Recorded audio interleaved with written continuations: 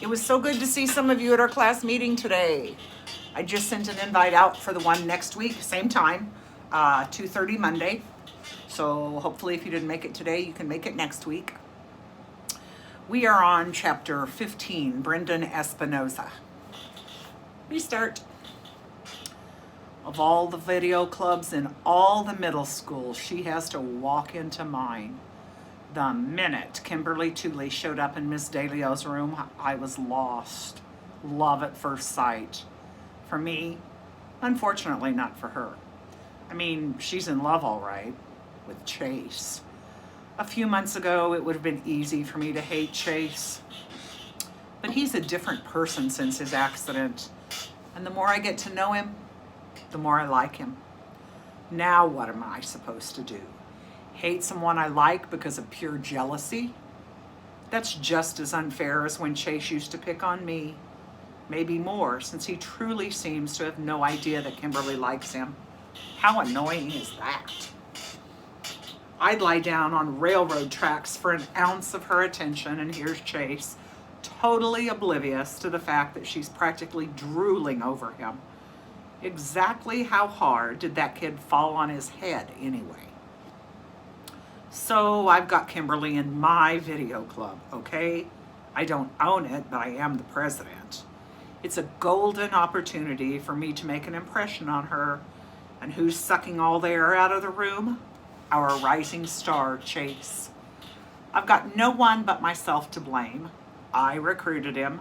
I raved about his camera skills. When the others wanted to keep him out, I shouted them down. Slowly but surely, they all began to accept and appreciate him. Even Shoshana isn't quite so anti-Chase anymore.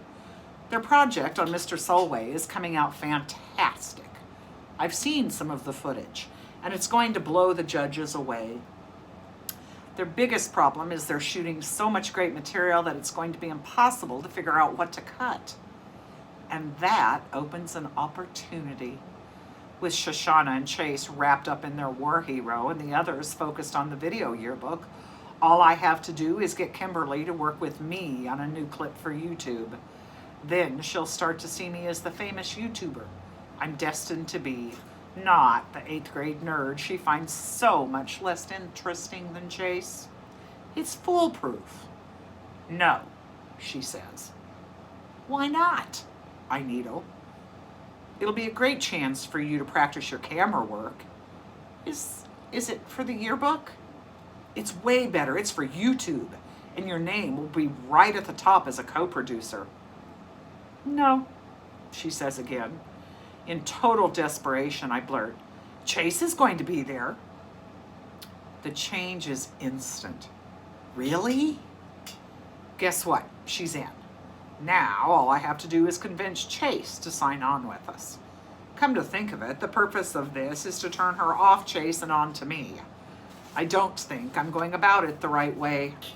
The whole romance thing is way more complicated than I anticipated. But when I approach Chase, he's not that enthusiastic either. You know, I don't have a lot of free time, he tells me. Shoshana and I are really busy with Mr. Solway. I'm pleading now. You've got to help me out. Kimberly begged me to take her along, and you know how lousy she is with a camera. If you don't come, the whole video's going to be upside down. He sighs. All right, Brendan, I'll be there. By now, the project is leaving a bad taste in my mouth. Luckily, I have an amazing idea. It's called Leaf Man. I know that when Kimberly sees me starring in this, she'll be impressed. It could very well be the video that finally takes me viral. We meet in the park the next day after school. I've got everything we need. A morph suit, rollerblades, and 11 bottles of pancake syrup. I hand Kimberly camera 1 and Chase camera 2, although I'm pretty sure Chase's footage will be the real video. Anything usable Kimberly shoots will be a happy accident. I duck behind a tree and take out the morph suit. To my dismay, it's white. I specifically told Mom to get black. I'm going to look like a bowling pin in front of Kimberly. but it's too late to fix that now. I put on the suit and the rollerblades and glide back to Chase and Kimberly. All right, you guys, dump the syrup all over me. If the goal is to get Kimberly to notice me, mission accomplished. Why? She asks, wide-eyed. I point to the far end of the park, to the giant mountain of leaves the gardeners have blown in the corner. I cover myself in sticky syrup and rollerblade down the hill into the leaves. When I come out, it's Leaf Man. She's bewildered. Who's Leaf Man? I'm Leaf Man. All the leaves are going to be stuck to the syrup, see? And the video will be called Leaf Man, so... Chase takes pity on me. It's going to be awesome. He opens one of the bottles and pours a thick stream over my head. Even through the morph suit fabric, it feels gooey and gross. The things I do for my art. And Kimberly, of course, although that doesn't seem to be working too well. 11 bottles later, I'm covered in the stuff and starting to draw flies. All right, I say, let's do this. Confession, I'm not the greatest rollerblader in the world, and I can't get up the hill. I keep rolling back farther than I make it forward. They have to haul me to the top, Kimberly dragging me by the wrists and Chase pushing from behind. We get some strange looks, although nowhere near the number we're bound to attract when we shoot the actual video. Production is put on hold a few minutes while my camera people wash the stickiness off their hands and get into position by the leaf pile. At last, Chase flashes me the high sign, and I ease my weight off the foot brake and sense the slope starting to move me slowly forward. The slowly part doesn't last very long. The acceleration happens much faster than I expected. In a few seconds, I'm hurtling down the path at dizzying speed. Proper rollerblade form says I should crouch for better balance, but I'm too scared to bend my locked knees. I can actually feel the G-forces forming the syrup on my face into thin streams. With a sinking heart, I realize that this video may go even more viral than I thought. Not as Leaf Man, but as kid breaks every bone in a body, goo-drenched rollerblade stunt. Through a brownish film of syrup, I spot Kimberly and Chase on either side of the mountain of leaves, flip cams pointed at me. At least Chase is pointed at me. Kimberly seems to be filming the air above my head. Then they're gone, and all I can see is the leaf pile barreling toward me. I hit the leaves with a thump and end up buried at least 4 feet inside the mountain before my momentum stops. I lie there for a moment, stunned, listening to the muffled sound of Chase laughing from the outside world. It takes a long time to fight my way out of the mess because a lot of the mess is coming with me, stuck by syrup to the morph suit. When I rip the leaves off my face, I see that the pile is about a third as big as it used to be, and the sky is dancing with blowing debris. As soon as I can breathe, I finish the script by thrusting a fist in the air and bellowing, "Leaf Man!" I never quite get the second syllable out because I'm bowled over by a big golden retriever who climbs on top of me, licking at the syrup. I can already hear the chorus of barking, and I know that every dog in the park is heading in my direction. At least they'll keep the flies at bay. I struggle up and try to skate away, but the wheels on my blades are jammed with syrup-soaked leaves. I take 3 clumsy steps before landing flat on my face, where I'm immediately buried under a canine swarm. I'm gratified to see that Chase is still filming, his hand steady, even though he's doubled over with hilarity. "I don't get it," Kimberly says over the dog slurping. "Is this supposed to be funny?" The amazing thing is, after all this, I still like Kimberly just as much as before. Maybe even more. Love isn't just blind. It's also totally stupid. Chapter 16, Shoshana Weber. Joel is more miserable than ever at Melton Conservatory. I was hoping he'd start to settle in a little bit, but it just isn't happening. He calls home every night and talks to Mom and Dad and me too for hours on end. Most of the time, he doesn't even complain. He just grills us about everything that's going on in Hiawassee without him, and I can tell he's so homesick, it's tearing him in two. The other night, he Skyped in just to watch me give Mitzi, our Cocker Spaniel, a bath. Mitzi had gotten loose that afternoon, and when she came home, she was covered in crushed leaves and some kind of syrup, like honey. It took 3 soapings and half an hour with a comb to get her clean. Joel stayed online for the whole thing and helped me talk her through it. He even refused to go down to the dining hall for dinner. This was the kid who formerly wouldn't be in the same room with Mitzi because she made him sneeze. I don't dare mention my project with Mr. Solway to Joel. What if he asks who I'm working with? I'm not going to lie, but how can I tell him? And he'll see right through me if I try to fudge my answer as in, oh, just some new kid. Twins can read each other, even from miles away. The hard part is, video club is one of the things Joel asks about the most. I give him updates on the progress we're making with the yearbook video and provide play-by-play on Brendan's pathetic attempts to get Kimberly Tooley to notice him. These days, that's the only thing that gets a laugh out of Joel. I work very hard not to say anything that might lead him to ask a question I can't give him the answer to. He comes close a few times. Did you ever look into entering the National Video Contest? Reply, tons of homework in 8th grade. That's what it comes down to between us. I don't lie, but I don't tell the truth either. It's sad, because my project with Mr. Solway has turned into the biggest thing in my life. We should have been done 2 weeks ago. We already have so much material that we could cut it off any time and still have more than we could ever use. But it goes beyond just the great interviews we're getting. We've really made friends with the old guy. Most of the time, we're barely working anymore. We take him out for walks. He treats us to lunch. We had a picnic once. Chase and I have really bonded with him.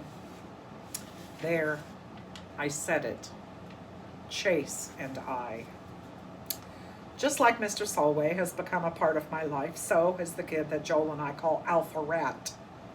To be honest, I hardly ever think of him by that nickname anymore. I want to. I know it's an act of Weber family loyalty, and I'm on board with that.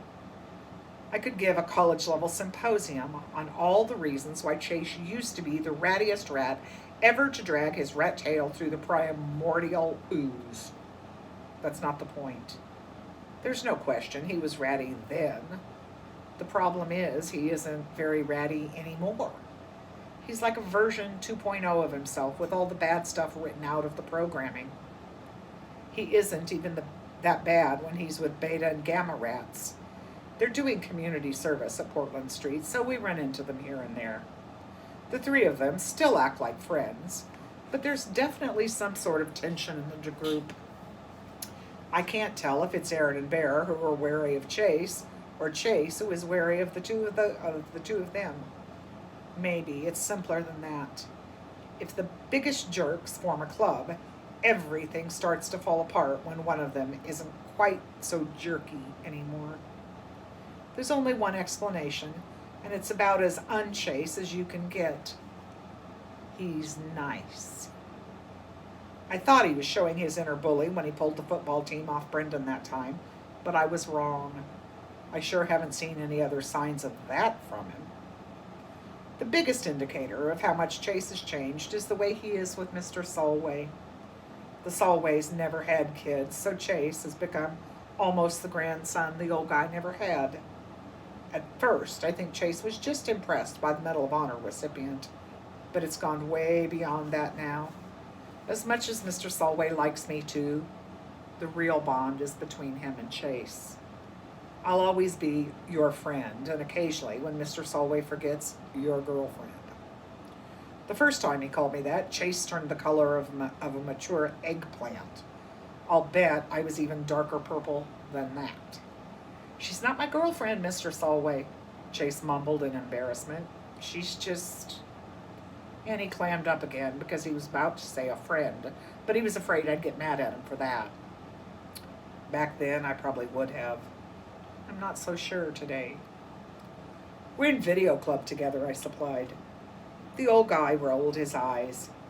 You keep telling yourself that. Just because Mr. Solway is no longer the hermit of Portland Street doesn't mean he's all sweetness and light. He's still a pretty crusty guy who speaks his mind and doesn't worry about who might disagree with him. He barks arguments at TV news commentators he believes are idiots and watches sitcoms with a straight face to prove that they're not funny. He's convinced that the Hubble Space Telescope is fake and the pictures it sends back are created in a Hollywood film studio. He's stringing a necklace out of all the gout pills he refuses to take. It's his plan to present it as a going-away present to Nurse Duncan when he drives her so crazy that she quits. Come on, Mr. Solway, Chase chides. You like Nurse Duncan. She's good to you. She's incompetent, is the growled reply. I don't have gout. I just have a sore foot every once in a while. Let's see how much tap dancing she's doing when she's my age. He's entertaining, but he can be exhausting too. Sometimes Mr. Solway even exhausts himself and falls asleep in our faces. When that happens, Chase puts a blanket over him and we tiptoe out. On this particular day, we decided to grab a snack and screen our video footage. I suggest frozen yogurt at Heaven's on Ice. The words are out of my mouth before I remember what happened the last time when we were in that place together. He looks worried, so I add, I promise not to dump anything over your head. Heaven on Ice is just a few blocks away. We load up Sundays, pick a corner booth, and start to preview the day's efforts on the flip can. It's good stuff. Mr. Solway is ranting about how the designated hitter has ruined baseball, so we're both holding back laughter as we watch. We already have enough footage for 5 videos. I can't shake the feeling that we keep going back for more just because we don't want it to end.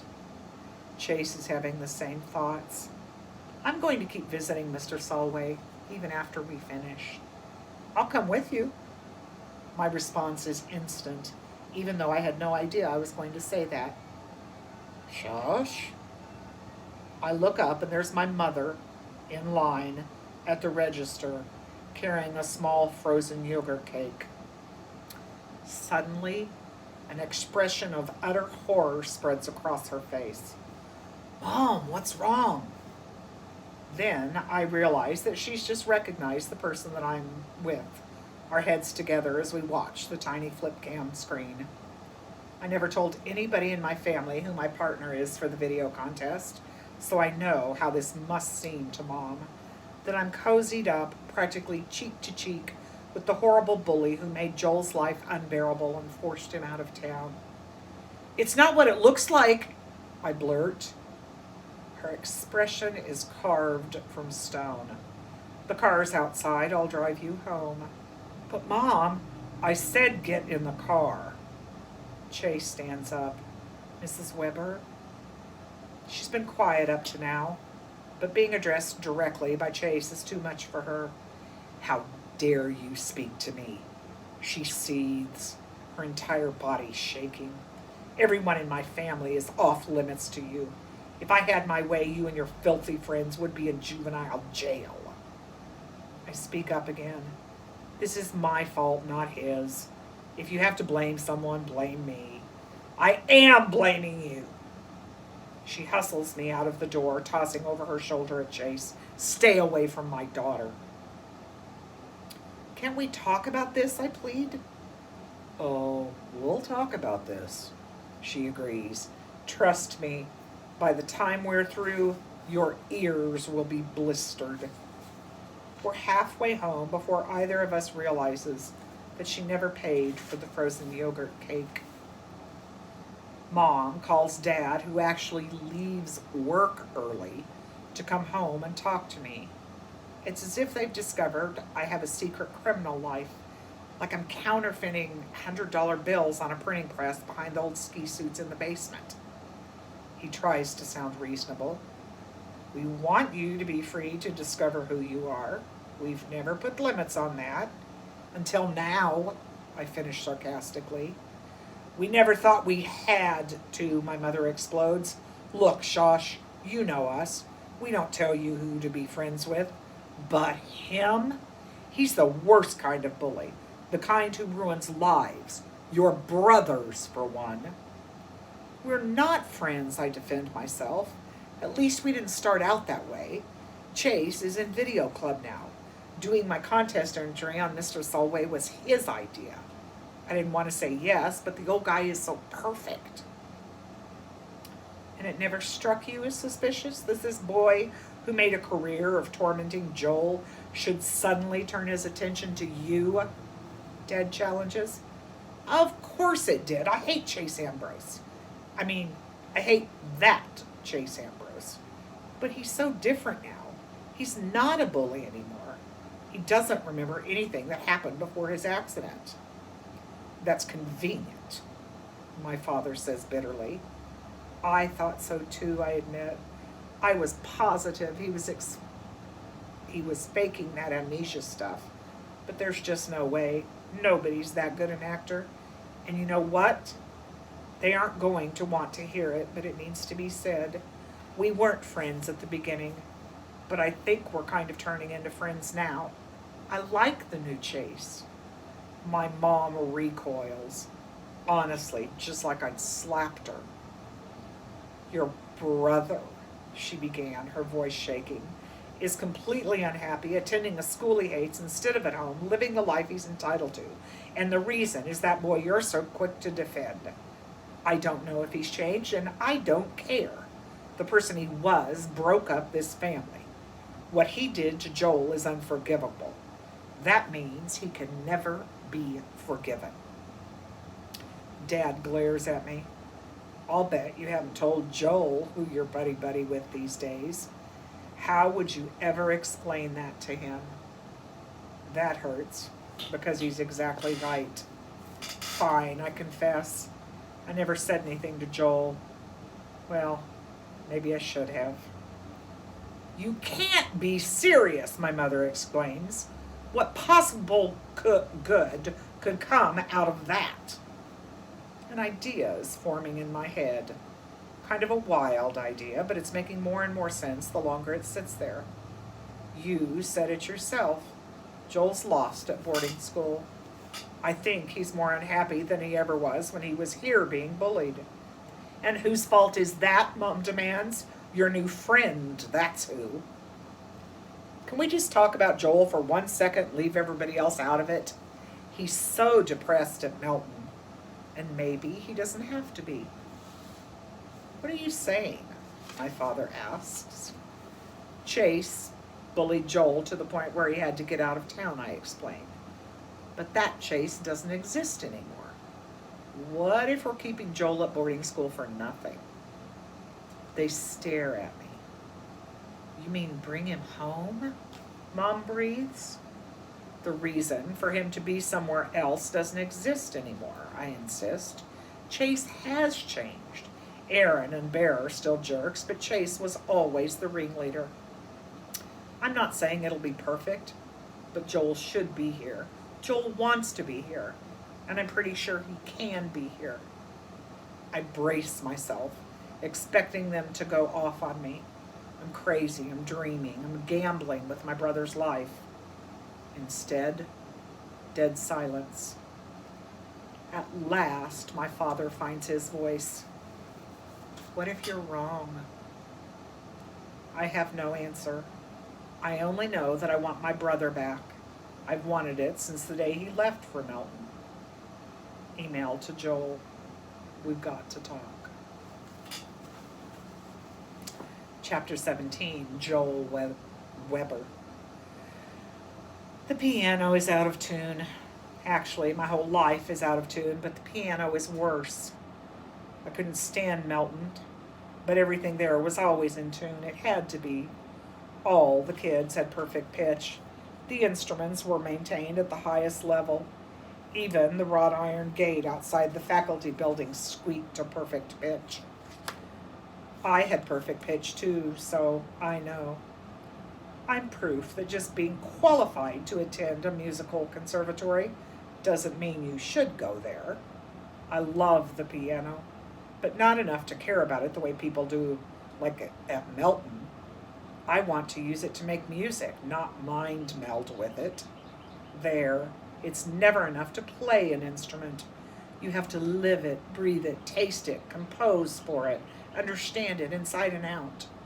You even have to empathize with it like it's another person. Honest.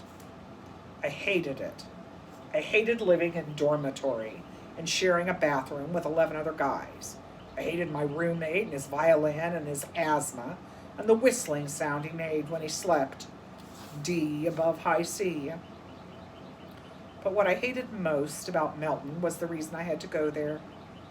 To be fair, it wasn't Melton's fault that I was forced out of my own home by 3 morons, or that even though everyone knew those 3 were juvenile delinquents, I was the one who had to suffer. And now I'm supposed to believe that the leader of the 3, Alpha Rat, is a good guy because he fell on his head. Fine, whatever gets the job done. I'm home, and an out-of-tune piano is a small price to pay for it. I'm back where I belong. I'm happy, but be careful what you wish for. At Melton, I missed Mitzi so much it was almost a physical pain. That dog drives me crazy. I know she's glad to see me, but she won't leave me alone. I'm always covered in dog hair, which makes me sneeze. And when I kick her out of my room, she just lies outside the door whining. F-sharp. My parents are so guilty and conflicted about what happened that they're smothering me. They wait on me hand and foot like I'm helpless. And while it's great to be back with Shosh, she's giving me an uneasy feeling. For one thing, she has entirely too much to say about a certain alpha rat. Chase thinks Brendan is going to break his neck shooting a YouTube video. Mr. Solway threw Jello at Chase for letting him win at arm wrestling. Chase keeps the camera steady while Hugo interviewed the school bus driver, even when they went over the railroad tracks. I blow my stack. Chase says, I mimic savagely. Chase has said enough for 1 lifetime. She's patient and understanding. That's another annoying thing. Why does everyone have to be so patient and understanding? One of the perks of living at home should be arguing with your family. Wait till you see him at school on Monday. You won't believe how different he is. I don't care how different he is, I say honestly. I don't plan to have anything to do with the guy. But you're going to have to deal with him sooner or later, she reasons. You're coming back to video club, right? Chase is part of that now. Good for him. Her expression turns sympathetic. I get it, you're nervous. Well, obviously I'm nervous. I haven't set foot in that school for months, and my memories from there are not good. There's something about being bullied that you could never explain to someone who hasn't had it happen to them. It's worse than the sum of the rotten things that are done to you. Even when no one is bothering you, you're still under attack because you're dreading the next strike. And you know it can come from anywhere at any time. You get so paranoid that with every single step, you're half expecting the floors to yawn open and swallow you whole. It got to the point where the only place I felt safe was at the piano. Until the night the piano blew up in my face, and there was no safe place anywhere. That was my all-time low, and I forgive Mom and Dad for deciding Melton was the answer. I'm a little better now, but only because Melton was so lousy that even coming back to this is an improvement. When a bunch of jerks see you as a victim, that's on them. But when it goes on so long that it's how you see yourself, It's very hard to climb out of that hole. The hole seems deeper on Monday morning when Shoshana and I get out of the car and the Hiawassee Middle School is right there. I know bricks and concrete are incapable of evil intent, but I can't shake the feeling that the building itself is out to get me. Dr. Fitzwallace reached out to my parents last week. He offered to meet with me this morning before homeroom. I said no, I just print my class schedule at home. I think he wants to reassure me that he has my back. Big deal. He had my back before, and what good did it do? Short of a Secret Service bodyguard, there's no way to protect anyone 100%. Sooner or later, you're always going to end up in a lonely hallway or a deserted locker room. Shoshana rounds on me. You ready for this? I'm not ready, but I nod. Then we're in, surrounded by all those kids. I forgot the thrum of a school this big. A chaotic buzz of sounds, too many to assign a single note to or even a whole chord. A handful of faces turn my way, registering surprise at my return. I hear the occasional whispered, "It's him," or "Joel's back," or, the guy whose piano exploded. I catch a couple of kind-hearted looks and even a hostile one from a big kid who must be a football player. Mostly, though, nobody sees me at all. Or worse, they never noticed I was gone. I think that makes me madder than anything else. I went through the worst part of my life, was bullied so badly I had to leave town, and it never popped onto most people's radar screens. That baloney from guidance counselors about how we're supposed to be a community? Yeah, right. This is how bullies like Chase Ambrose get away with what they do, because their victims are invisible. Speaking of bodyguards, Shosh thinks she's mine because she stays glued to my side. Add that to the list of humiliation that doesn't need padding. My sister is convinced she has to fight my battles for me. Don't you have to go to homeroom? I ask her, fighting to keep exasperation out of my voice. Oh, I figured I'd stay with you just for today. I haven't seen Mr. O'Toole in a while. I interrupt her. Go away, Shosh. She looks worried. Are you sure?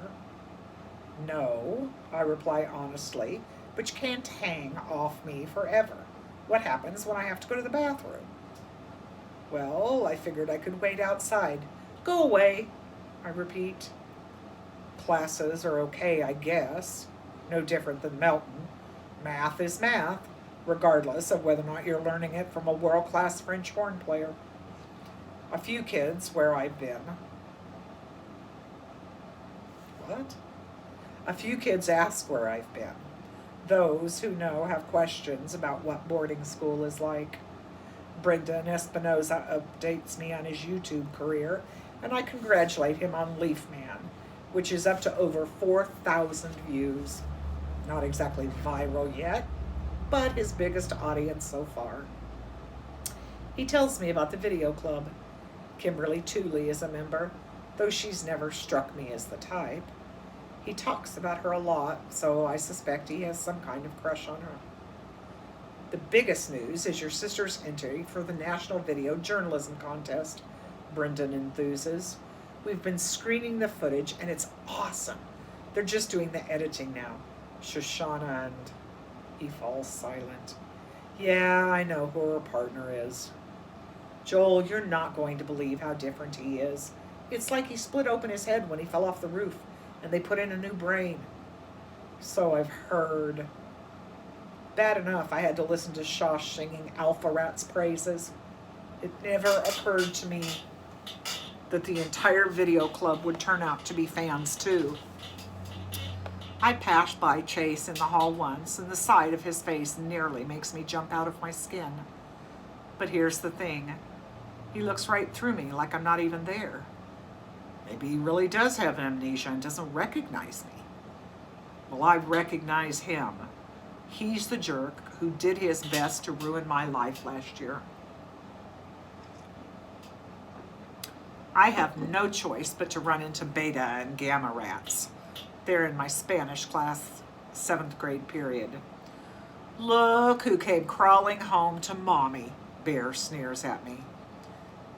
I'm paralyzed. It's worse than my near miss with Chase in the hall because it proves that nothing has really changed. Are these my only two choices, this or Melton? Aaron grabs Bear's arm and drags him to a seat in the back. Leave it, man. You want to get in even more trouble thanks to this loser? Those two are doing community service over the cherry bombs and the piano. Maybe that'll buy me a little peace. What I dread most is the part I used to look forward to. Video club. When I was at Melton, I practically ached for it. It was the symbol of everything I was missing out on because I'd been exiled. But now all I can think of is that I'm going to have to come face to face with him. When I get to Mr. and Mrs. DeLeo's class, the lights are out and all eyes are on the smartboard. I assume that this is my sister's famous video project, and the old guy on the screen is that Mr. Sulsway I've heard so much about. He's describing a scene from the war, and everybody is completely enthralled. Ms. DeLeo notices me first and pauses the video. She comes over to the doorway to greet me. Joel, it's so good to have you back. They crowd around me, all the members. There are a couple of new faces, like Kimberly, but most of them are old friends. It's a nice welcome. I can't enjoy it, though, because I know he's there, hanging back, waiting his turn. Shosh performs a formal introduction, like I don't know the guy who turned my life into a horror show. But of course, it isn't for me, it's for him. Chase, I don't think you remember my brother Joel? He looks 10 times more miserable than he ever made me. I don't even know what to say to you. He begins in a voice I barely recognize as his arrogant alpha rat bravado. I have no memory of any of the things I did to you, and I can't undo them. But I want to tell you that I'm really, really sorry. Up until this moment, I had no idea how I'd react to meeting Chase Ambrose again after all these months. Now I know. I completely believe that he has amnesia and can't recall the stuff that has happened between us. I believe that he's changed and that he honestly regrets what he did to me. And I know something else. It doesn't make any difference. None. Zip, zero, zilch. I still hate his guts. So I will read chapter 18, 19, and 20 later in the week and post that. Hope you guys are enjoying it. If you have questions, email me.